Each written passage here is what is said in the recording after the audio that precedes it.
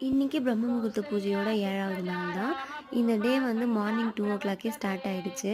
ஏன்னா, இன்னைக்கு வைகுண்ட ஏகாதசின்றதால சீக்கிரமா பூஜை பண்ணணும்னு சொல்லிட்டு 2 மணிக்கெல்லாம் எந்திரிச்சு தலைக்கெல்லாம் குளிச்சுட்டு, வீடெல்லாம் பெருக்கி மாப் பண்ணிட்டு, வெளிய வாசல்லாம் பெருக்கி, தண்ணிலாம் தெளிச்சு, கோலம்லாம் போட்டு விட்டுட்டேன்.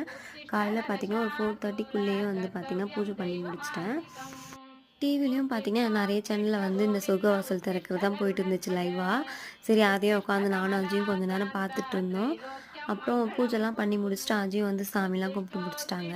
அப்படியே வீட்டுக்கிட்ட இருக்க பெருமாள் கோயில் போலான்னு சொல்லிட்டு கிளம்பி போயிருந்தோம். 4:30க்குலாம் பூஜை பண்ணி முடிச்சுட்டுருப்பாங்கன்னு நெனச்சுட்டே பயந்துட்டே போனேன். பார்த்தா 5:30க்கு மேல தான் பூஜையே பண்ணாங்க. அப்பயும் வந்து பார்த்தீங்கன்னா, ஃபுல் ரஷ்ஷா இருந்தது. கியூல நெறைய பேர் நின்னுட்டுருந்தாங்க. இந்த டே வந்து பார்த்தீங்கன்னா, ரொம்பவே ஹாப்பியா, பாசிட்டிவா இருந்தது. உங்க எல்லாருக்கும் எப்படி போச்சுன்னு சொல்லிட்டு மறக்காம கமெண்ட்ல சொல்லுங்க.